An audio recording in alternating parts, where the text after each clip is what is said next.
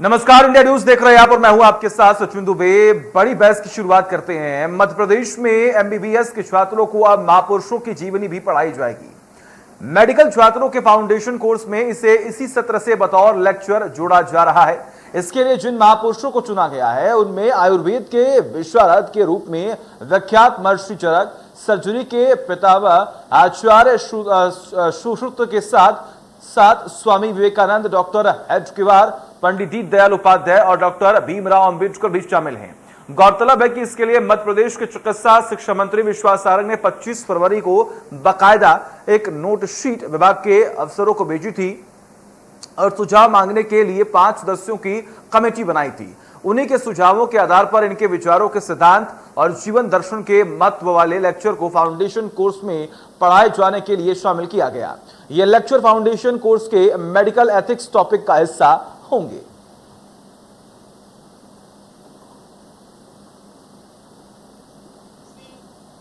Foundation course में ethics का पाठ्यक्रम भी पढ़ाना है और हमने ये निर्णय लिया है कि हमारे वो महापुरुष जिन्होंने इस देश की संस्कृति, इस देश की विरासत, इस देश के विचार को आगे बढ़ाने का काम किया, जिन्होंने आज़ादी की लड़ाई में भी बढ़ चढ़कर हिस्सा लिया और वो महापुरुष जिन्होंने आज़ादी को अक्षुण्ण रखने के लिए भी अपनी ज़िंदगी लगाई, उन्हें हम आगे आने वाले जो हमारे डॉक्टर्स हैं उनको हम पढ़ाएंगे।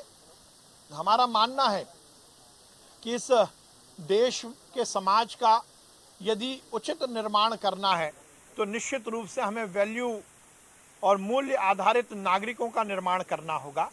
और इसीलिए हमने ये निश्चित किया है कि डॉक्टर हेडगेवार जो स्वयं चिकित्सक थे, जिन्होंने इस देश की आज़ादी में बढ़ चढ़कर हिस्सा लिया, जिन्होंने इस देश में लाखों करोड़ों देशभक्तों का निर्माण किया, उनको हम पढ़ाएंगे। पंडित दीनदयाल उपाध्याय जिनका विचार एकात्म दर्शन आज पूरी दुनिया ने माना है, उनके अंत्योदय की सिद्धांत पर दुनिया आज निश्चित रूप से चलने को तैयार है।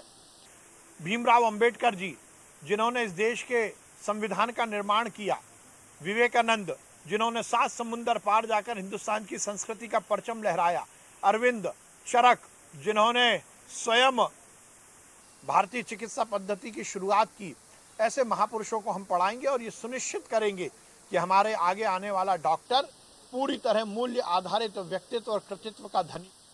तो वही बीजेपी के प्रदेश अध्यक्ष वी.डी. शर्मा ने सरकार के इस फैसले का स्वागत किया। उन्होंने कहा कि पढ़ाई कोई भी हो लेकिन ये तो कंपलसरी होना चाहिए। अगर गांधी, सुभाष चंद्रशेखर आजाद, हेडगेवार और अंबेडकर को नहीं पढ़ाया जाएगा तो फिर किसे पढ़ाया जाएगा? कोई भी इस प्रकार का जो सिलेबस होता है, चाहे वो मेडिकल का सिलेबस हो या पॉलिटिकल साइंस का हो या और भी कोई परीक्षाएं, मतलब हमारे इस प्रकार के जो संबंधित जो पाठ्यक्रम हैं, पाठ्यक्रमों में देशभक्ति के उन लोगों को जिन्होंने देश के लिए कुछ किया है, वो आइडियल हैं देश के लिए, ऐसे आइडियल लोगों को सबको पढ़ने की ज़रूरत है या उनके बारे में जानकारी होना ये इस देश में बहुत आवश्यक है, जिसको हम कभी कभी नैतिक शिक्षा कहते थे। कभी हम इस प्रकार के महान क्रांतिकारियों के बारे में जानना ये बहुत आवश्यक है। क्या डॉक्टर को ये जानकारी नहीं होनी चाहिए कि देश के लिए किसने क्या किया? ऐसे लोग जिन्होंने देश को कुछ दिया, जो आइडियल है देश के लिए, महात्मा गांधी इस देश के आइडियल हैं, उनके बारे में जानकारी होनी चाहिए। सुभाष चंद्र बोस इस देश के आइडियल है। चंद्रशेखर आजाद जिन्होंने क्रांतिकारी आंदोलन खड़ा करके देश के लिए सर्वस्व न्यौछावर कर दिया, बिल्कुल जानकारी होनी चाहिए। तो डॉक्टर हेडगेवार ने इस देश के अंदर इस समाज के लिए जो किया है, भारत को एक सूत्र में बांधने के लिए, मैं बहुत गर्व से कहता हूं कि डॉक्टर हेडगेवार जी ने इस भारत को एक सूत्र में बांधने के लिए राष्ट्रीय स्वयंसेवक संघ की स्थापना और एक बड़ा विचार केवल देश को नहीं दुनिया को दिया है, तो क्यों नहीं? वही सरकार के इस फैसले का प्रदेश कांग्रेस ने विरोध करते हुए शिक्षा का भगवाकरण बताया। तो वही चिकित्सा शिक्षा मंत्री विश्वास सारंग ने कहा कि कांग्रेस के पेट में तो दर्द होना ही है। चिकित्सा के क्षेत्र में हेडगेवार और दीनदयाल उपाध्याय जी का योगदान क्या है? पहले ही व्यापम में आगामी 40 सालों तक चिकित्सा शिक्षा को बदनाम कर मध्य प्रदेश की सरकार ने कीर्तिमान बनाया है। किस तरह के डॉक्टर अगले 40-50 सालों तक इंसानों का इलाज करेंगे, उसके क्या घातक परिणाम होंगे किसी से छुपा हुआ नहीं है। और अब ऐसे कथित विचारों को पाठ्यक्रमों में शामिल करना कितना उचित होगा, चिकित्सा शिक्षा मंत्री जी को बताना चाहिए। कांग्रेस को तो हर मुद्दे पर पेट में दर्द होगा। इस देश की संस्कृति की को सहेजने की बात आएगी तो कांग्रेस को दिक्कत होगी। इस देश की पुरातन परंपराओं को समाज को बताने की बात आएगी तो कांग्रेस को बुरा लगेगा।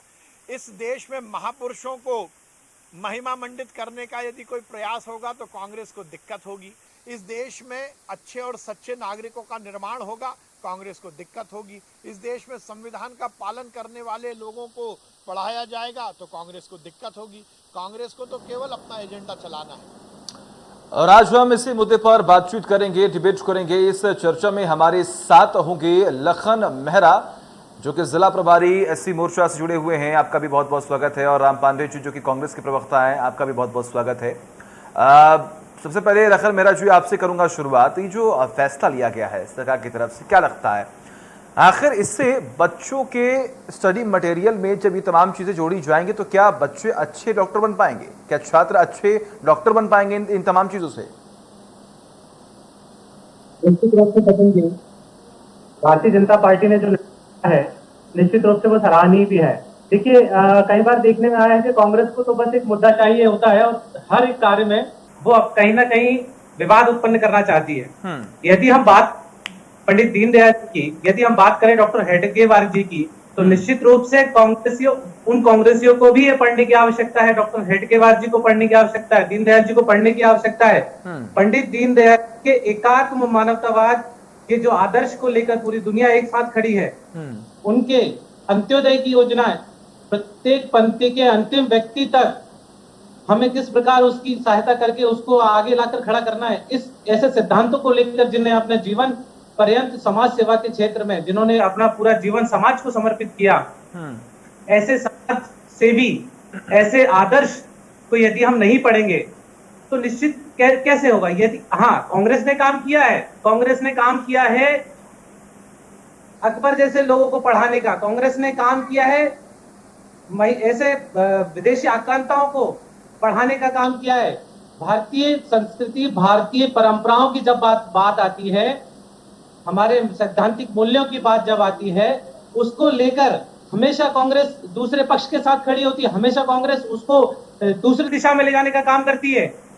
कभी भी कांग्रेस ने भारतीय संस्कृति, भारतीय परंपराओं को आगे लाकर उनको खड़ा करने का काम नहीं किया है। कुल मिलाकर आप ये कहना चाहते हैं कि भारतीय परंपरा को बढ़ाने के लिए अब सिर्फ बीजेपी काम कर रही है या फिर संघ काम कर रही है? ठीक है, निश्चित रूप से आप देखिए, जब देश में अखंडता, एकता को एक सूत्र में बांधने का काम डॉक्टर हेडगेवार जी ने राष्ट्रीय स्वयंसेवक संघ की स्थापना करके जो विचार एक देश को दिया, पूरे विश्व के सामने एक विचार खड़ा किया, आज उसका सभी पालन कर रहे हैं। आज उस दिशा में सभी लोग काम कर रहे हैं। ठीक है, ठीक है, ठीक है। राम पांडे जी, क्या ये जो आरोप लगाया जा रहा है लखन मेहरा की तरफ से कि आपने मुगलों के बारे में पढ़ाया, हिंदुत्व के बारे में आपने नहीं पढ़ाया, आपने इतिहास के साथ खेल किया है, ये तमाम आरोपों से आप सहमत हैं क्या?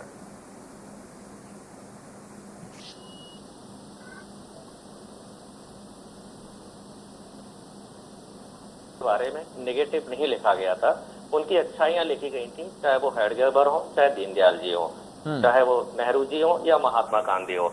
हम बचपन में हमने सबके बारे में पढ़ा हुआ है और सबके बारे में अच्छाइयां पढ़ी हैं।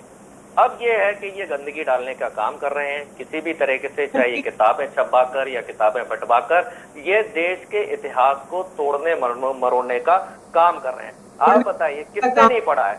हर एक के बारे में, सुभाष चंद्र बोस जी के बारे में पढ़ा है, लाला लाजपत राय जी के बारे में पढ़ा है, बिपिन चंद्र पाल जी के बारे में पढ़ा है, भगत सिंह जी के बारे में पढ़ा है। आज देश के हर नौजवान को जानकारी है। और जो ये पढ़ाना चाह रहे हैं एमबीबीएस के, वैसे तो कोई तुक नहीं है, और फिर एमबीबीएस में पढ़ाना चाह रहे हैं तो फिर इंजीनियरिंग में भी पढ़ाएं, एमबीए स्टूडेंट्स को भी पढ़ाएं, आईआईटी वालों को भी पढ़ाएं, आईआईएम वालों को भी पढ़ाएं, सभी को पढ़ाएं, एमबीबीएस वालों को ही क्यों पढ़ाएं? ठीक और है, फिर ये जो नहीं बिल्कुल जायज सवाल है, जायज सवाल है। लखन खेरा जी, आपने बताया कि कांग्रेस किस तरीके से लगातार मुगलों के बारे में पढ़ा रही है, इतिहास के बारे में बच्चों तक नहीं सही तरीके से पहुंचाया जा रहा है, लेकिन राम जी ने एक सवाल उठाया यहाँ पर कि सिर्फ एमबीबीएस के छात्र क्यों, जो आईटी के छात्र हैं उन्हें भी पढ़ाइए, जो पीएचडी कर रहे हैं उन्हें भी पढ़ाइए, या फिर और भी जो अलग अलग सब्जेक्ट्स के छात्र हैं उन्हें भी तो इनके बारे में जानने की जरूरत है, तो सिर्फ एमबीबीएस के छात्र ही क्यों? निश्चित रूप से मैं आपकी बात से सहमत हूं, लेकिन एक बात आप समझिए, एमबीबीएस करने वाला छात्र समाज के उस वर्ग में जाता है काम करने, समाज सेवा के उस भाव को लेकर जमीन पर उतरता है जिसको हम सब जानते हैं। और निश्चित रूप से जब हम मैंने फिर कह रहा हूं कि उन कांग्रेसियों को भी पंडित दीनदयाल जी और हेडगेवार जी को पढ़ने की आवश्यकता है। हेडगेवार जी स्वयं डॉक्टर थे, उन्होंने अपने जीवन को किस प्रकार समाज को समर्पित किया है, किस प्रकार पंडित दीनदयाल जी ने अपने समाज को, अपने जीवन को समर्पित किया है, उसी प्रकार समर्पण भाव से एक डॉक्टर जब समाज के बीच में काम करने जाता है, उस मरीज की जब वो सेवा करता है, वो सेवा भाव। तो क्या आज के पहले, ठीक है, आज के पहले डॉक्टरों के अंदर ये भाव नहीं था? आज के पहले क्या डॉक्टरों के अंदर ये भाव नहीं था? भाव था, और दृढ़ता आए, और इसमें उनको उतनी दुगनी एनर्जी और दुगनी ऊर्जा के साथ वो समाज के बीच में काम करें। बात आती है, जब पहले फिर कहा था, जब बात आती है भारतीय संस्कृति की, जब बात आती है पुरातन की, हमारी परंपरा की, तो उसको लेकर कांग्रेस को हमेशा बुरा लगता है। क्यों? क्या डॉक्टर भीमराव अंबेडकर जी को पढ़ाने में कोई आपत्ति है? क्या स्वामी विवेकानंद को पढ़ाने में कोई आपत्ति है? जब आपने हमेशा काम किया है विदेशी ऐसे लोगों को पढ़ाने का काम किया, हमेशा अन्य देशों के लोगों को पढ़ाने का काम किया है, उन ऐसे लोगों को काम किया है आपने मेरा तो स्पष्ट रूप से ये कहना है कि पंडित दीनदयाल जी और हेडगेवार जी को जो पढ़ाने के लिए जो फाउंडेशन कोर्स में जो शामिल किया गया एनएमसी के, वो प्रारंभिक शिक्षा है। निश्चित रूप से डॉक्टर को अपना पूरा अध्ययन करना पड़ता है, पूरा अध्ययन करके वो आगे के जब पढ़ाई करता है तो पूरे अपने पढ़ने के बाद वो डॉक्टर बनता है। लेकिन भी आवश्यकता है कि हमारे देश में देश की सामाजिकता, एकता, अखंडता और देश की स्वतंत्रता के लिए हमारे देश के किन किन वीरों ने, शहीदों ने, अनेक देशभक्तों ने अपने त्याग, बलिदान, तपस्या के माध्यम से आज हम जो 75वां वर्ष जो वर्षगांठ हम मना रहे हैं हमारी स्वतंत्रता की, उसको भी पाने के लिए कितने लोगों ने अपने प्राणों को निछावर किया। उनको क्या डॉक्टर को पढ़ने की आवश्यकता नहीं है? क्या वो केवल इतिहास के बच्चे ही? ठीक है, राम पांडे जी सवाल मेरा आपसे, आखिर गलत क्या है जब बच्चों को एक्स्ट्रा स्टडीज में तमाम मटेरियल जोड़े जा रहे हैं, तब अगर उन्हें ये बताया जा रहा है कि आखिर ये लोग कौन थे, आखिर इनके सिद्धांत क्या थे, आखिर इनकी आइडियोलॉजी क्या थी, क्योंकि ये वो महापुरुष हैं जिन्होंने भारतीय संविधान को मजबूत किया, तो भारत के लोगों को ये सिखाया भी कि आखिर किस तरीके से हमने इतनी कोशिश किया भारत को आजाद कराने के लिए, या फिर अगर बात करें तो कानूनी तरीके से भारत को मजबूत करने के लिए, कि आज जो है तब जाकर हमारा देश जो कहीं स्टैंड कर पाया। तो गलत क्या है? अगर ये चीजें सब्जेक्ट में जोड़ी जा रही हैं तो प्रॉब्लम क्या हो रही कांग्रेस को? जी, कांग्रेस को कोई प्रॉब्लम नहीं है। कांग्रेस सारे महापुरुषों के बारे में पहले ही सब्जेक्ट बना चुकी है, पहले से ये बच्चे पढ़ रहे हैं। तो मेरा तो ये पूछना था, एमबीबीएस ही क्यों? एमबीबीएस में मुश्किल से पूरे देश में कुछ हजार सीटें होती हैं, लाख भी सीटें नहीं होती है पूरे देश में, जबकि विद्यार्थी कितने हैं? करोड़ों हैं। और एमबीबीएस के अलावा सभी सेवा कर रहे हैं, इंजीनियर भी सेवा कर रहा है देश की, सीए भी कर रहा है, एमबीए वाला भी कर रहा है, एग्रीकल्चर कॉलेज वाला भी कर रहा है, सारे लोग देश की सेवा कर रहे हैं, हम और आप भी देश की सेवा कर रहे हैं। तो ये जानकारी तो सबको देना चाहिए, लेकिन क्या होता है कि हमारी सोच और नीयत कैसी है। अब ये जो आदेश जिसने निकाला है, अब वो क्या पढ़वाएंगे जो ये कहते हैं कि आज जो पेट्रोल डीजल के दाम बढ़ रहे हैं, जो महंगाई बढ़ रही है, वो नेहरू जी के कारण बढ़ रही है। नहीं ठीक है, देखिए राम जी आज हम बात करते हैं, आज हम सिलेबस के बारे में बात करते हैं, आज हम सिलेबस के बारे में बात करते हैं। आपने जिक्र किया नियत की, राम जी ठीक है, नहीं ठीक, देखिए हम समझ रहे हैं किस तरीके से महंगाई बढ़ रही है, वो भी जब उस मुद्दे पर हम बात करेंगे तो आप अपना पक्ष रखिएगा। आज हम बात करें सिलेबस पर। आपने कहा कि नियत होनी चाहिए, आपको क्या लगता है बीजेपी की नियत कैसे खराब है? अगर बच्चों को एक्स्ट्रा पढ़ाया जा रहा है, अगर बच्चों को उनके सिद्धांतों के बारे में पढ़ाया जाए, तो आप उनकी नियत कैसे यहाँ पर खराब हो सकती है? अरे मैं तो बोल रहा हूँ ना, कुछ हजार को क्यों, करोड़ों विद्यार्थी हैं, सबको क्यों नहीं? मैं तो सबको उसको और पढ़ाएंगे। आगे बढ़कर बोल रहा हूं ना। मैं नियत मेरी इस बात आपत्ति- पर है कि जब विश्वास सारंग जी कहते हैं कि नेहरू जी के कारण महंगाई बढ़ रही है, तो सिलेबस में तो यही लिखा जाएगा ना। विश्वास सारंग जी ने तो इतिहास में यही पढ़ा है, मोदी जी ने तो इतिहास में यही पढ़ा है कि गुरु गोरखनाथ और संत कबीर और कौन से गुरु नानक जी, ये तीनों साथ में चर्चाएं करते थे और तीनों का जन्म अलग अलग शताब्दी में हुआ है। गोरखनाथ जी का 6वीं शताब्दी में, संत कबीर का 13वीं शताब्दी में, गुरु नानक जी का 14वीं शताब्दी में। तो आप सोचिए ना, इनको कैसा ज्ञान है। अब आरएसएस कहती थी कि हम भीमराव अंबेडकर जी के संविधान को नहीं मानेंगे, ये संविधान दलित ने बनाया है, हम इस संविधान को नहीं मानेंगे। तो ये तो यही पढ़ाएंगे ना कि अंबेडकर जी को संविधान को नहीं मानना है हमें। आरएसएस ने कभी तिरंगा नहीं फहराया 2001 तक, तो ये तो यही लिखेंगे ना उसमें इतिहास में कि तिरंगा नहीं फहराना चाहिए, क्योंकि हमने 2001 तक तिरंगा नहीं फहराया। आरएसएस ने तो यही कहा था ना कि स्वतंत्र आंदोलन में हमें भाग नहीं लेना है, क्लियर मना कर दिया था भारत छोड़ो आंदोलन में हमें भाग नहीं लेना है। तो ये तो यही पढ़ाएंगे ना उसमें कि भारत छोड़ो आंदोलन में भाग नहीं लेना है। कुल मिलाकर देखिए, ठीक है राम जी, मेरे को जो आपकी बातों से लग रहा है, जो आपने पक्ष रखा, उसके हिसाब से मुझे ये लग रहा है कि उसमें आरएसएस का नाम जुड़ गया इस सब्जेक्ट में, इसलिए कहीं ना कहीं एक बौखलाहट जो है वो कांग्रेस पार्टी के बीच में देखने को मिल रही है। लखन मेहरा जी, ठीक है, बनवाइए साथ में ठीक है, सिलेबस। देखिए आपने जो आरोप लगाए, ठीक है लखन जी सुनिए, ठीक है राम पांडे जी, सिलेबस बनेगा, ठीक है, सिलेबस बनता है मानसिकता से। जैसे हमारी सोच है, इनकी सोच है कि महंगाई नेहरू जी ने बढ़ाई है, इनकी सोच है कि बेरोजगारी नेहरू जी ने बढ़ाई है, इनकी सोच है कि जो देश की संपत्तियां नेहरू जी ने बनाई थी वो आज हम बेच रहे हैं। ऐसी इनकी सोच है, तो इतिहास कैसा होगा आप समझ सकते हैं। अरे निश्चित, तो आप उठा के देखिए, आप पेट्रोल डीजल की बात करते हैं, आप ही की सरकार में लाखों करोड़ों रुपए के बॉन्ड जारी किए गए थे, जिसका भुगतान आज की सरकार को करना है। उस समय क्यों आपने क्यों नहीं सोचा कि आगामी समय में जब हमारे देश को भुगतान करना होगा तब हम क्या करेंगे जी, तब क्यों नहीं सोचे? आप आज पेट्रोल डीजल की बात करते हैं, पहले स्पष्ट करिए, आपने जो बोया था उसको हमें काटना पड़ रहा है। भारतीय जनता पार्टी की सरकार हर गरीब के साथ है और देश के विकास और समृद्धि के लिए तत्परता से काम कर रही है। राम जी बोलिए, रिएक्शन दीजिए। जी, पेट्रोल डीजल से ये 7 साल में 23 लाख करोड़ रुपया कमा चुके हैं। और ये देनदारियों की बात कर रहे हैं ना, या कुछ हजार करोड़ थी। और फिर ये क्या, मैं बार बार बोलता हूँ ना, ये मूर्ख लोग हैं। ये क्यों कहते थे कि हम पेट्रोल 30 का कर देंगे? ये देनदारियों की जानकारी इन्हें नहीं थी क्या? ये केवल झूठ बोलने के लिए आते हैं, बकवास करने के लिए आते हैं। पेट्रोल डीजल से 23 लाख करोड़ रुपए कमा चुके हैं। ये जितना देश का बजट होता है लगभग 7 साल में ये उतना उससे कमा चुके हैं। मतलब 100 रुपए की देनदारी है और 1 लाख रुपए आप कमा चुके हैं। आपको देश चलाना आता नहीं है, आपने पूरे देश की संपत्ति 2 उद्योगपतियों को दिए जा रहे हो।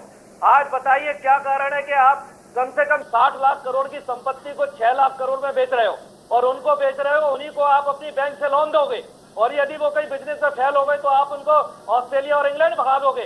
ठीक है, हमारे पैसे से ठीक है राम पांडे जी, बेचोगे आप। ठीक है राम पांडे जी, ठीक है, तो लखन जी अब मेरा सवाल सुन लीजिए। लखन जी, बड़ा आरोप ये लग रहा है विपक्ष की तरफ से कि जो फैसला लिया गया है वो एक खेल खेलने की कोशिश की जा रही है, और ये आरोप लग रहा है कि अब सिलेबस का, या फिर अगर हम बात करें तो इस पूरे प्रकरण की अगर हम बात करें तो यहाँ पर एक चीज साफ सामने आ रही है कि शिक्षा का अब भगवाकरण हो रहा है। इस बात से आप कितना सहमत हैं? देखिए, ये जो कांग्रेस की हम बात करें तो कांग्रेस तो हमेशा से ही भारतीय जनता पार्टी और संघ को हमेशा ही भगवा आतंक की बात करती आई है। अगर हम बात कांग्रेस की, तो कांग्रेस ने क्या किया है? हमेशा भारतीय जनता पार्टी और संघ को हमेशा देश विरोधी बनाने का प्रयास किया है, जबकि भारतीय जनता पार्टी और राष्ट्रीय स्वयंसेवक संघ देश की अखंडता और एकता के लिए तत्परता से एक पैर पर खड़े होकर काम करते हैं। हम बात करते हैं, हम हिंदुत्व की बात करते हैं, क्यों ना करें? भारतीय जनता पार्टी हिंदुत्व की बात यदि करती है तो इसको कांग्रेस के पेट में दर्द क्यों होता है? भारतीय जनता पार्टी स्टैंड है, भारतीय जनता पार्टी हिंदुत्व की बात करती है, राष्ट्रीय स्वयंसेवक संघ हिंदुत्व की बात करता है, क्योंकि हम भारतीय जनता पार्टी और राष्ट्रीय स्वयंसेवक संघ इस देश में एक हिंदुत्व की विचारधारा को लेकर भी काम कर रहा है। हम सभी दलों का और सभी समाज के सभी वर्गों का सम्मान करते हैं, लेकिन जो देश के विरोध में काम करते हैं, जो देश की अखंडता को तोड़ने का प्रयास करेंगे और जो देश को विभाजन करने का ठीक प्रयास है लखन करेंगे, जी, आपका हम बहुत निश्चित बहुत बहुत शुक्रिया। राम पांडे जी, आपका भी बहुत बहुत शुक्रिया अपना कीमती वक्त देने के लिए, और बड़ी बहस में आपने अपनी हिस्सेदारी जो है वो दिखाई। बहुत बहुत शुक्रिया आप दोनों का। तो सुना आपने किस तरीके से लगातार तमाम आरोप और प्रत्यारोपों के बीच में अब ये जो फैसला ले लिया गया है कि अब एमबीबीएस के छात्रों को अब इन तमाम महानुभावों के बारे में भी पढ़ाया जाएगा, उनके सिद्धांतों के बारे में पढ़ाया जाएगा, और ये बताने की कोशिश की जाएगी कि आखिर इन लोगों ने ऐसा क्या इतिहास रचा और किस तरीके से काम किया कि आज हमारा भारत देश यानी कि हिंदुस्तान जो है एक लेवल पर जाकर स्टैंड कर रहा है। और उन्हीं के सिद्धांतों को पढ़ने के बाद आप जो डॉक्टर्स होंगे वो भी काफी अच्छे और अनुभवी डॉक्टर्स बनेंगे। एक ब्रेक।